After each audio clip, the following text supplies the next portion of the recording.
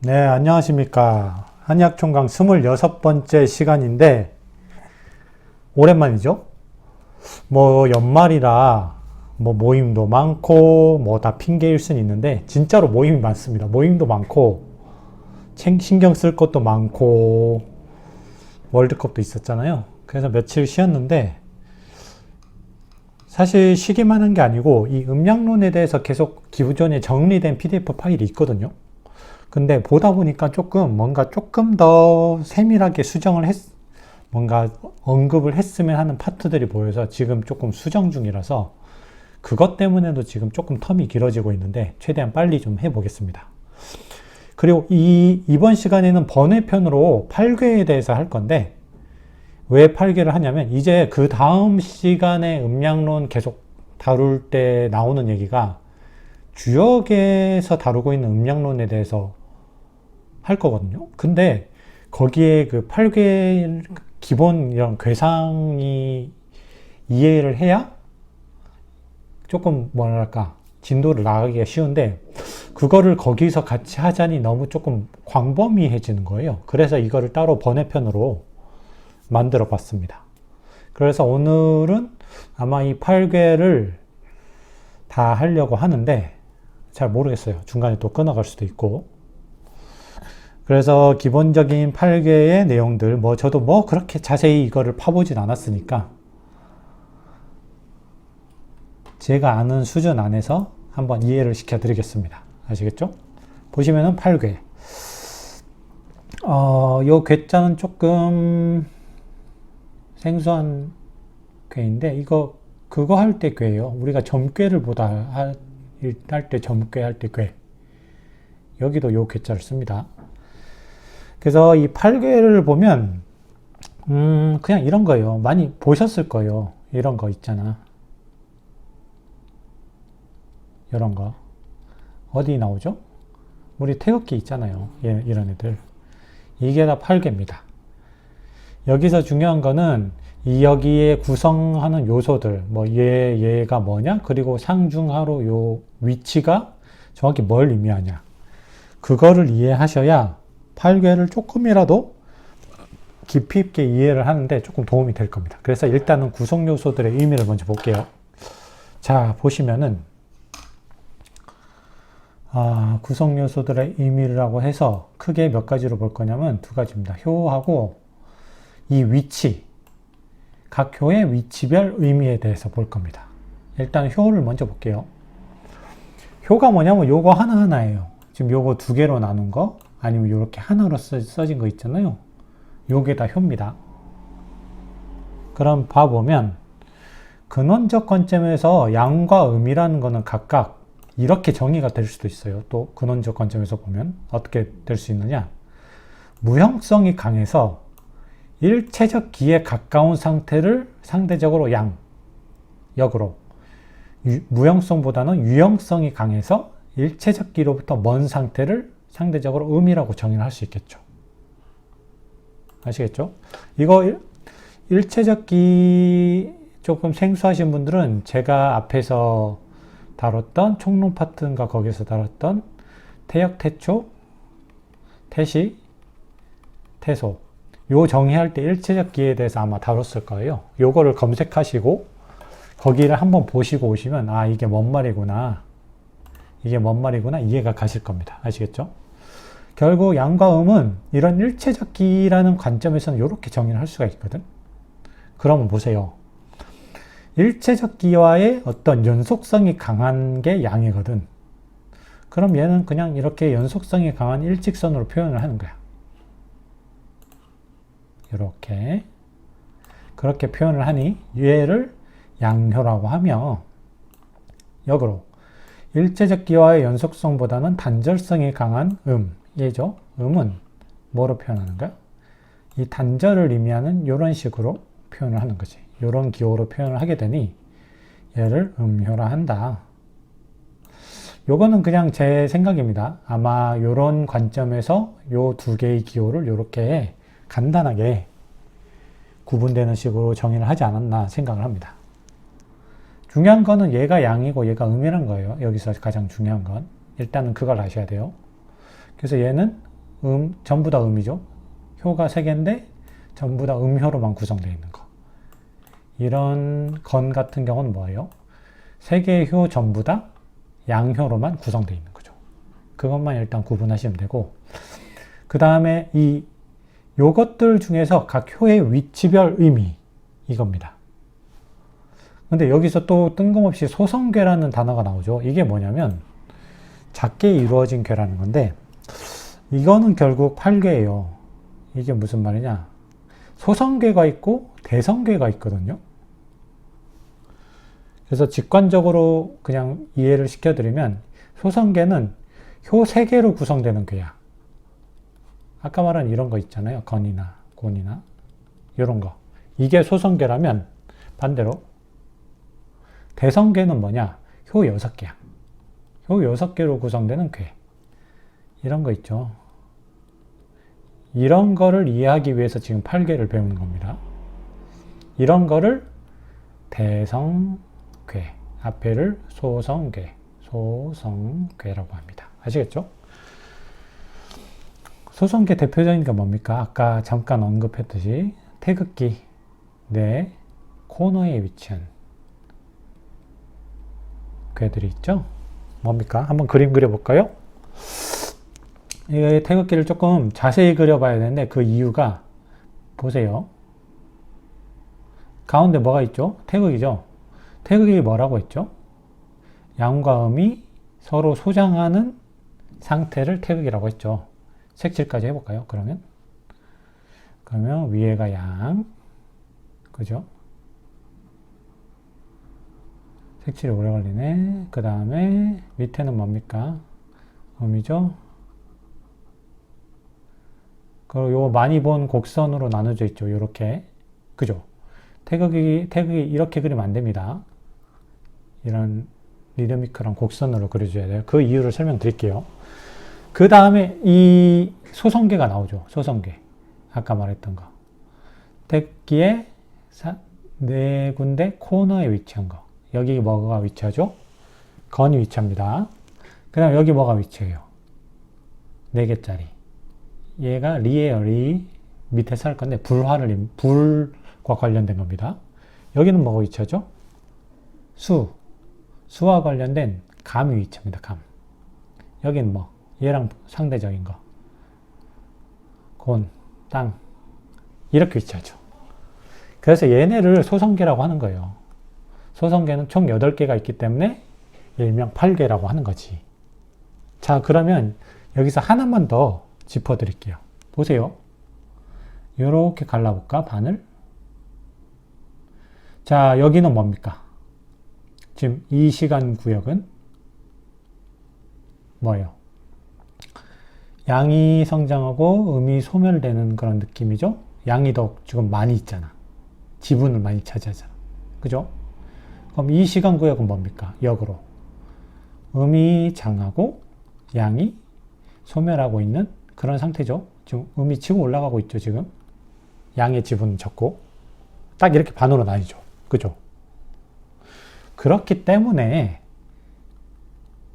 하늘을 이면은 건천과 불을 이면은 리화가 왼쪽에 위치한 거야. 왜? 여기는 양이 장한 시기거든. 여기는 뭐예요? 음이 장한 시기이기 때문에 수와 땅, 곤지. 얘네 둘이가 위치한 거지. 이거 조금 느낌 오시죠? 그래서 3, 4, 5, 6 이거 헷갈리시는 분들은 태극을 이렇게 나눠서 여기는 양이 조금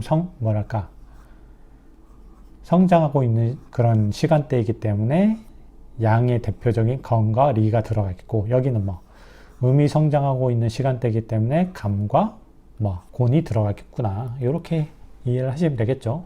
또 얘네 둘이는 상대적인 것끼리 서로 마주보게 배치를 한 거지. 아시겠습니까? 자, 그러면 소성괴에 대해서 좀 아시겠죠? 효 3개로 구성되는 괴를 소성괴라고 합니다. 자, 그러면 이제 제일 중요한 거 뭡니까? 이 소성괴에서. 그럼 이렇게 있는데 얘네는 양, 양이라고 치고 제일 중요한 거 뭐예요? 이 위치가 의미하는 게 뭐냐죠. 요 가장 낮은 곳, 가운데 위치, 가장 높은 위치가 의미하는 게 무엇일 건데, 저는 이런 식으로 이해를 하고, 이런 식으로 이해를 하면 조금 뭐랄까, 팔괘를 이해하기가 조금 쉽거든요. 그래서 여러분도 한번 이런 식으로 이해를 해보시고, 물론 더 깊이 이해를 해보셔도 좋습니다. 이쪽은. 사실 저도 공부를 계속 하는 이유가, 별로 다른 주위 사람들한테도 얘기는 안 했는데, 결국 궁극적인 목적은 주역을 완전히 한번 파볼까 하고, 여러 가지 공부를 하는 거예요. 그래서 다른 어떤 커리들은 그냥 주역을 제대로 공부해 보기 위한 어떤 준비 과정이라고나 할까? 저는 그렇게 받아들이고 있거든요. 그래서 보시면은 간단히만 보면은 자, 일단은 천지를 가로지르는 즉 중력 방향과 나란한 축에 대한 고도적인 개념이 들어가 있다. 즉 여기 땅이 있고 위에 하늘이 있으면 중력이 이렇게 가해지잖아요. 이 방향과 나란한 이 방향에 대해서 고도가 정해지잖아요. 제일 낮은 고도, 중간 고도, 높은 고도. 그래서 이 세 가지 소성계의 효의 위치에도 이런 일단 고도적 개념이 들어가 있다는 거지. 거기에 추가적으로 이게 중요합니다. 단일 폐쇄적 개체. 그냥 사람이든 동물이든 나무든. 단일 폐쇄적 개체에 대응될 수 있는 표리라고 하지만 더 간단히 하면 내외적 개념이 이 두 가지가 혼재되어 있다고 보시면 될 것 같아요. 자, 이게 도대체 무슨 말이냐? 그림을 그려서 조금 설명을 해볼게요. 일단은 우리가 땅이 있고 땅 아래로 뭐가 가해지죠? 우리 지구상에 존재하는 모든 존재들이 받고 있는 힘, 중력이 가해지죠? 그치? 중력이 가해지고 있고 이 위를 어떤 개체들이 존재를 한단 말이야. 개체들이 존재를 하는데 얘를 봤더니 각양각색의 개체들이 존재하지만 이건 좀 공통적이라 이거지. 뭐가 공통적이냐면 볼게요. 자, 봅시다. 여기 지금 겉면이 있고 속면이 있거든. 내 겉에 이렇게 있고 겉면을 두 개로 나눌 수가 있는 거야. 왜? 이제 설명드릴게요. 그림 그리고 속은 어떻게 돼? 내부가 또 있겠죠. 계란 노른자처럼. 자, 얘네 둘은 둘 다 뭡니까? 표죠, 표. 즉 외부예요. 외면. 그죠? 얘는 반대로 내면. 내면 리. 그죠? 근데 봐봐. 얘네 둘은 차이가 있거든? 왜?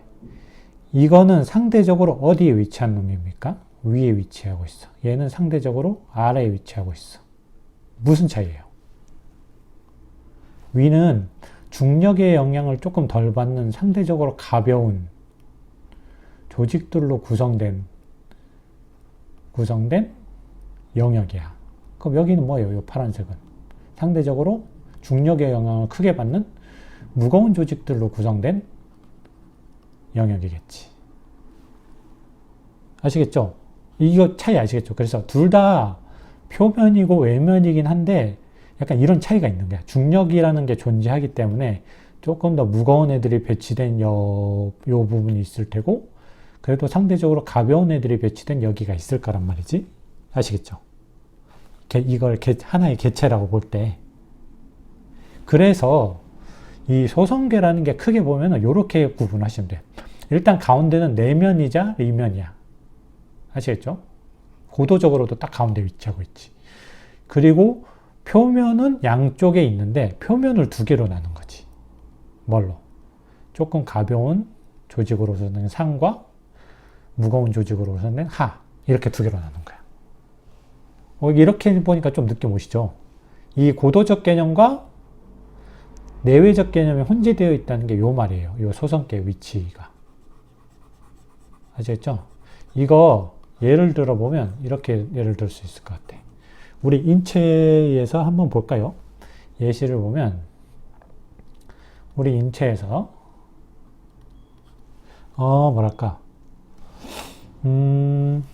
우리 몸통을 볼 때 요 하부에 뭐가 막 위치했죠?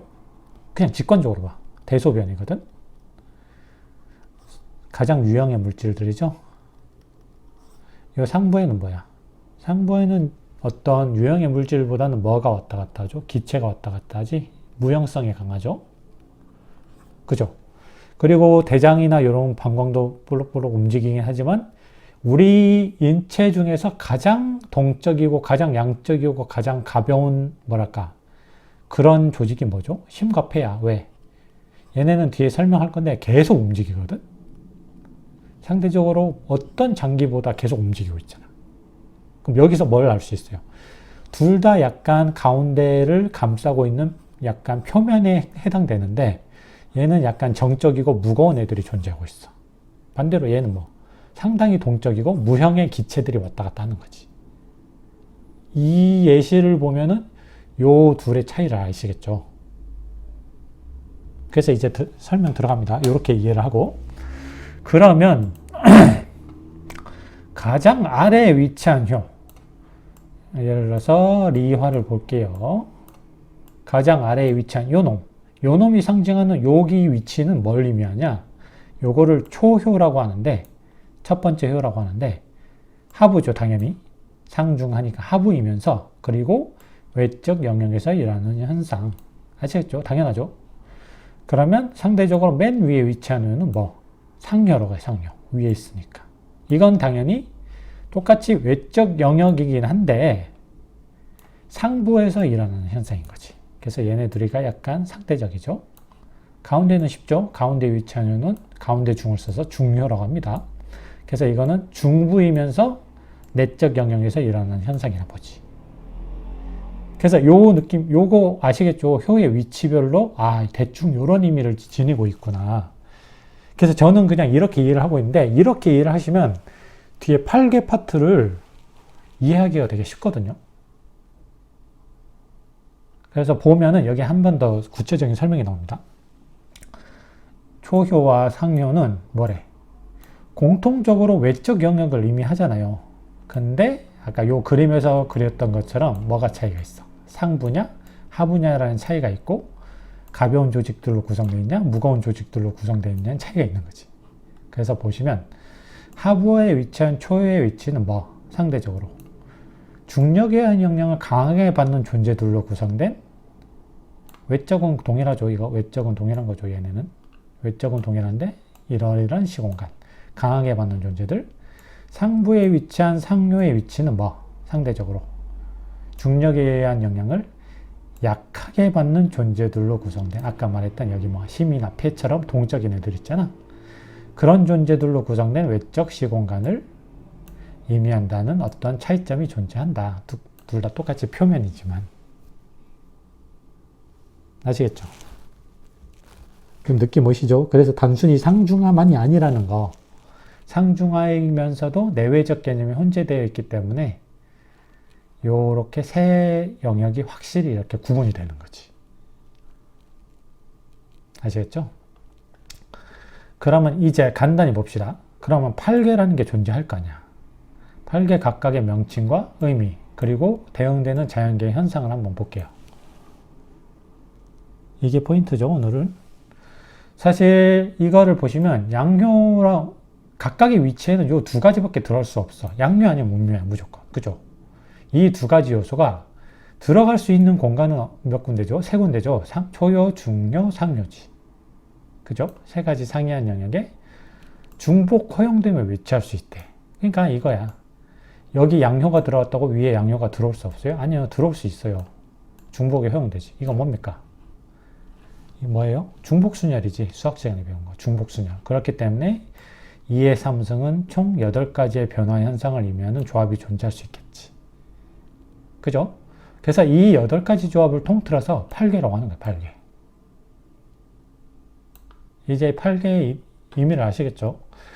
그럼 이제 더 중요한 거. 이 괴상이 의미하는 각각의 괴상이 의미하는 변화와 이게 뭐랄까 대표적으로 반영된 그런 것 어떤 자연계의 존재들이 있거든. 그거를 볼 겁니다. 여기까지 다 해버릴게요. 오늘 그냥 요거 마지막이니까. 그래서 보시면은 내립시다.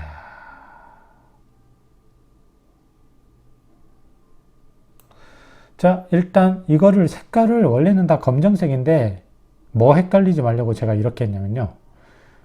요 처음 태극의 양이 어디에 위치하냐? 초효에 위치입니다. 다 초효에. 그래서 바닥에 깔고 위에서부터 하나씩 쌓이는 거예요. 제가 그거를 확실히 헷갈리지 말라고 색깔을 구분을 해놨어요. 아시겠죠? 그래서 일단 태극이 존재하겠죠. 태극은 뭡니까? 양과 음이 소장하는 상태. 태극기 가운데 태극. 그죠? 그래서 요거 두 개로만 구분이 되지. 근데 이제 양 중에서도 약간 더 양적인 애가 있고 약간 음적인 애가 있겠지.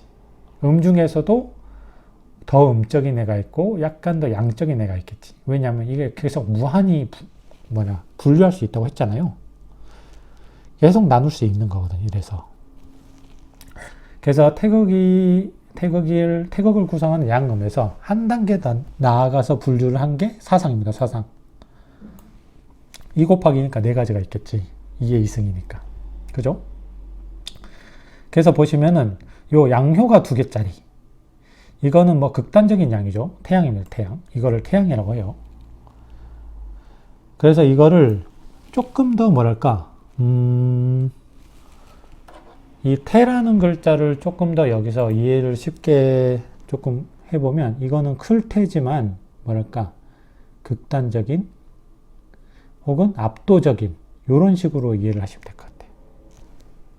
아시겠죠? 그럼 여기 또 태음도 있겠지. 이게 뭐야? 음이 2개로 음효가 2개인 거. 태음. 극단적인 음 아니면 압도적인 음. 그럼 상대적으로 조금 처지는 애들이 있겠죠. 이거 뭡니까?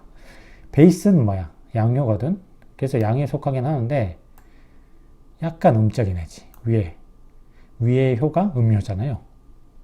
그러면 양이긴 양인데 작은 양이라고 해서 소양이라고 해야 되지 않냐라고 생각할 수 있는데 아닙니다. 요 소가 적을 소예요. 적을 소.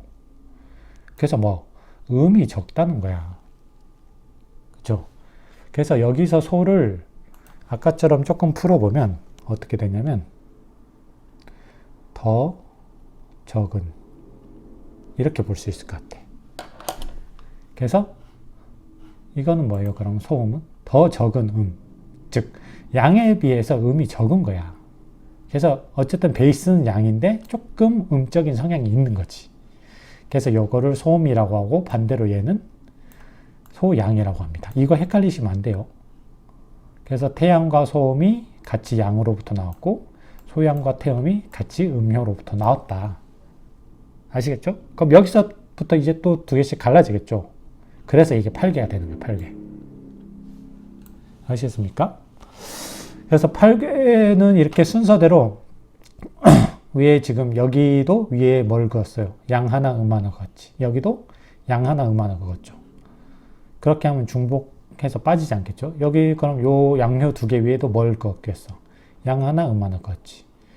양 음효 위에도 양 하나 음 하나, 양 하나 음 하나, 양 하나 음 하나 이렇게 그어서 8개가 완성이 된 거야. 이게 8개의 상입니다. 자, 명칭까지 완벽하게 외우셔야 돼요.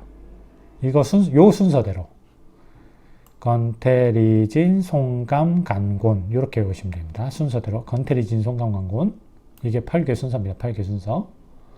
요 순서대로 그냥 한자로 외우시고 이거는 이 8개의 명칭이에요. 명칭. 그래서 요거는 건괴가 되는 거지. 얘는 태괴, 리괴, 진괴, 손괴, 감괴, 간괴, 곤괴. 발음 연습하는 것 같은데 아무튼 이렇게 있습니다. 건괴, 태괴.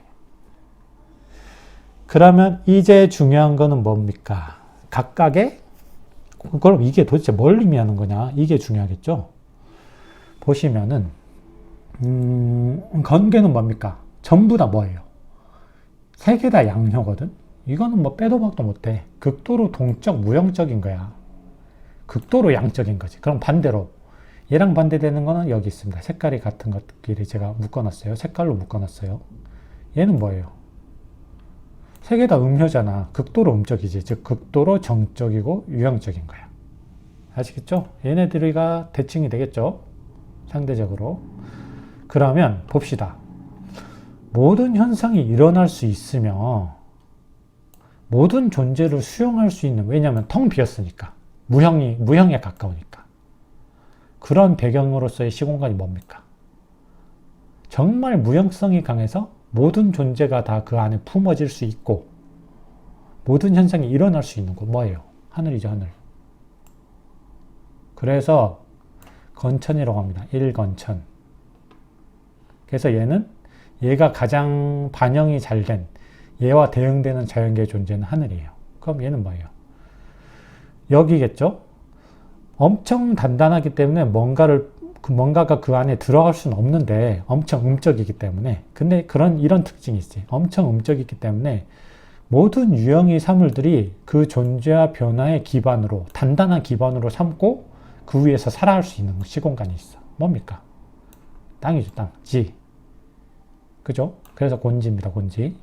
건천과 곤지는 그래서 상대적입니다. 아시겠죠? 자, 그 다음에 보는 법은 뭐냐면, 얘랑, 감수와 리화만 빼면은 어떻게 해요? 얘네 둘은 특징이 뭐야? 겉에 것끼리 성질이 같거든요. 그죠? 외부끼리 성질이 같잖아. 그래서 얘네를 따로 해석을 해야 되고, 나머지는 또 보이는 대로 해석을 하면 되는데, 어떻게 보면 되냐면, 일단 태계는 보면은 뭡니까? 밑에 두 개가 양료거든? 근데 위에 하나만 음료야. 자, 그러면은 직관적으로 보세요. 맨 윗면은 뭐야? 얇죠? 왜? 밑에 두 개가 더 두껍잖아. 2층으로 돼 있으니까. 그래서 가장 윗면은 단단하고 조금 유형성이 있는 거죠. 왜? 음료잖아, 음료. 그죠? 근데 밑에는 유동적인 거야. 이거랑 대응될 수 있는 자연계 존재가 뭡니까? 한번 보세요. 표면은 일반적인 땅처럼 단단해 보이나 한번 발을 잘못 디디면 어떻게 됩니까? 계속 물컹물컹하고 유동성이 강한데 뭐예요? 대표적으로 늪지대예요. 늪지대. 늪. 그래서 쑥쑥 그냥 빠져들어가죠. 늪지대는. 엄청 위험한 게 늪입니다. 그래서 이거는 사람만이 아니라 자기 야생동물들도 늪에 빠지면 자기대로 나올 수가 없어서 결국 죽어요. 그래서 그걸 의미하는 택을 썼습니다. 늪을 의미하는 택을 썼어요. 이거 반지의 제왕에도 반지 버리러 가는 그 길에 늪 나오죠. 사람들 시신이 어떻게 돼 있어? 그냥 그대로 보존돼 있거든. 아예 공기가 차단되기 때문에, 밀폐되기 때문에. 그래서 늪은 그렇게 위험한 데인데, 아무튼 늪의 포인트는 뭡니까? 겉에서 볼 때 뭔가 땅 같아서 디뎠더니 한없이 밑으로 동적으로 빨려 들어가는 거야. 물컹물컹하기 때문에. 아시겠죠? 자, 그럼 밑에 여기를 또 봅시다. 얘는 뭡니까? 뭔가 밑에서 동적인 현상이 일어나고 위에는 두껍게 음적인 게 보이죠? 이게 뭡니까? 위쪽에 강한 정적, 유형적 현상과 아래쪽에 동적, 무형적 성향이 나타나. 이거 대표적인 자연계에서 볼 수 있는 게 뭐냐면 대기 중에 뭡니까? 구름의 존재를 전제로 하여. 구름이 엄청나게 껴야 뭐가 칩니까? 엄청 먹구름이 껴야 천둥번개가 치지. 좀 알겠죠? 이 상이 딱 그걸 의미하잖아. 먹구름이라는 엄청나게 강한 유형의 존재가 위에 있어. 대기 중 구름의 존재. 그리고 여기서 내려 꽂히는 천둥번개는 뭡니까? 엄청나게 고속으로 꽂히면서, 이것도 양적이죠. 고속이니까 양적이고, 빛도 엄청나게 밝아. 속도 빠르고 빛도 밝아. 이건 뭡니까? 완전 양적인 양효죠. 그래서 이거는 번개입니다. 번개. 뢰. 그래서 이거를 뢰에 대응을 시킵니다. 좀 느낌 오시죠? 이 엄청나게 위에 강한 음적인 형상은 먹구름. 요 아래 얇게 있는 요 양적인 현상은 천둥번개. 그래서 뢰라 이거지, 뢰. 그죠? 그럼 반대로 이런 것도 있어. 두 개가 대응된다고 했죠. 이렇게 대응됩니다. 그래서 얘는 밑에 얇게 음적인 현상이 있고 위에 두껍게 양적인 현상이 있어. 이건 뭐냐? 여기죠. 오히려 위쪽이 강한 동적 무형적 성향, 아래쪽은 정적 유형적 현상. 이거 뭡니까? 이거 그거예요. 바람. 우리가 바람을 사실 지 표면에 아무것도 없으면은 바람이 있는지 없는지 모르거든. 그죠? 얘가 뭔가를 흔들어대야 우리가 바람이 있는 줄 아는 거야. 즉 어마어마하게 강력한 동적 현상이긴 한데 뭐가 있어야 돼? 반드시 바닥에 깔려있는 어떤 유형적인 사물이 움직여야 이 존재를 유추할 수 있는 존재가 있거든. 그게 뭡니까? 가시성이 떨어지는 매우 양적인 바람이지. 강력한 동적 현상이면서 실제로 눈에 보이지 않기 때문에 유형의 사물의 움직임이 필요로 하는 그런 존재. 뭡니까? 바람이죠. 그래서 얘는 손풍이라고 합니다. 풍. 아시겠죠? 그럼 이제 태와 반대되는 상대적인 게 있는데 얘는 뭐예요? 밑에는 두층으로 유형의 것이 되게 두껍게 쌓였어. 그래서 아래는 단단히 두껍게 쌓여져 있으나 위로 갈수록 양적이라 이거죠. 결국 뭐 유형성이 약해지고 점점점 형태가 줄어들겠지. 뭡니까? 이렇게 생긴 거. 산. 아시겠죠? 그래서 아래쪽은 엄청나게 단단한 유형의 물질이 유형성이 극단적으로 강한데 위로 갈수록 점점 무형화되면서 뾰족한 형태를 띠는 거야. 뭡니까? 산이지. 그래서 간에 대응되는 자연계 존재는 산입니다. 산. 아시겠죠? 자, 이제 두 가지만 남았습니다. 어떻게 보면 가장 중요한 두 가지인데 뭐랑 뭡니까? 리와 감이죠. 리와 감. 이 리. 일단은 단어를 보면 리가 떠나다. 이거 그거예요. 이별하다. 이별하다 할 때 이 리. 얘는 상대적으로 얘는 뭐냐면 구덩이에요. 구덩이감. 구덩이감입니다. 자, 그래서 보면은 설명을 해보면 얘는 뭡니까? 다른 애들하고는 달리 얘네들은 뭐예요? 겉의 것들이 같은 성향을 띠는 애들이잖아. 그래서 이 겉의 거를 중심으로 설명을 해야 돼. 다른 애들은 그냥 상중하로 설명하면 끝나. 근데 얘네는 겉의 것끼리 같기 때문에 이 겉과 속이라는 거를 기준으로 삼아서 설명을 하는 게 좋아요. 아시겠죠?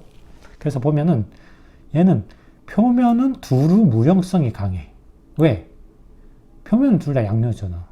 근데 그 이면에는 뭐가 나타나? 강한 유형성이 나타난다. 뭡니까? 이것까지 볼게요. 이거는 뭡니까? 여기죠. 표면은 두루 유형성이 강하나 이 속에는 뭐 강한 무형성이 잠재되어 있는 거지. 자, 그럼 이제 예시를 보면은 자, 불이 어떻습니까? 겉불꽃은 어때요? 산소와 직접 맞닿았기 때문에 완전히 연소되거든. 그러면서 온도도 어마어마하게 높을 뿐더러 거의 무색에 가까울 정도의 불꽃을 띄어요. 겉불꽃이 특징입니다. 뭡니까? 그리고 속에 있는 속불꽃은 어떻게 되냐면 불완전 연소가 되거든. 산소랑 접촉 면적이 적으니까. 그렇기 때문에 상대적으로 온도가 낮고 색깔도 좀 선명해. 뭐예요? 온도도 높고 무형이다. 양적. 겉도 겉에가. 그리고 속은 어때? 온도도 낮고 유형이다. 음적이지.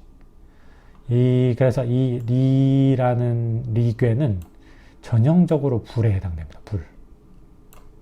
아시겠습니까? 느낌 오시죠? 그럼 역으로 볼게요. 이 구덩이라는 뜻의 이 감괴는 뭐냐면 뭡니까? 표면은 뭐래? 유형성이 강하든. 그래서 표면의 경계는 우리가 인식하기가 그래도 용이해. 근데 내부는 너무 동적이고 양적이기 때문에 무형성이 강하거든. 내부는 즉 투명해서 유형성이 극단적으로 약한 건 뭡니까? 물방울이죠. 우리가 물방울 가운데는 몰라. 옆에 그 테두리 응집력이 강하기 때문에 이 물방울이 좀 동그란 형태를 띠잖아요. 그것 때문에 우리가 물방울이라고 알 수 있는 거지. 그냥 가운데에만 보고 있으면은 물방울인지 아닌지 모르죠. 왜냐면 가운데는 투명하잖아. 그래서 이 감괴를 대표하는 자연계의 존재가 수입니다. 수. 아시겠어요? 그래서 이거는 이런 식으로 또 해석을 할 수도 있어요. 보세요. 상대적으로 볼게. 이 건은 뭐예요? 완전히 양적이거든? 그지? 완전히 양적인데 얘는 뭡니까? 얘는 양적이긴 한데 속에 뭐를 품고 있어? 음적 요소를 품고 있거든? 그죠? 역으로 얘 볼게요. 얘는 완전히 음적인데 얘는 뭡니까? 얘는 얘도 음적이긴 한데 속에 양적 요소를 품고 있단 말이야. 자, 이거 무슨 말인지 아시겠어요? 좀 느낌 오세요? 나중에 오행을 하면 더 쉬울 건데, 그래서 이거를 굳이 설명을 해보면, 어쨌든 양보다는 음인 상태거든? 양보다는 음인 상태인데, 뭐가 일어나냐면, 이 속에 음이 될 수 있는 경향성을 품고 있는 거야. 장차. 얘는 그런 경향성이 전혀 없어. 그런 빌미가 전혀 없어. 역으로 얘는 뭡니까? 음적 경향성이 물론 강하긴 하지만 이 곤개와는 달리 내부의 양적 요소를 좀 포함을 하고 있는 거야. 아시겠죠? 아시겠어요? 그래서 이거는 뭡니까? 음의 시작이 뭐예요? 금이 되기 전에 오행이 뭐지? 화야. 이렇기 때문에 이걸 화로 볼 수도 있어. 아시겠죠? 그럼 얘는 뭐야? 양의 시작이 목이죠. 목이 되기 전에 화가 뭡니까? 수야. 그래서 얘를 수로 볼 수도 있다는 거야. 느낌 오세요?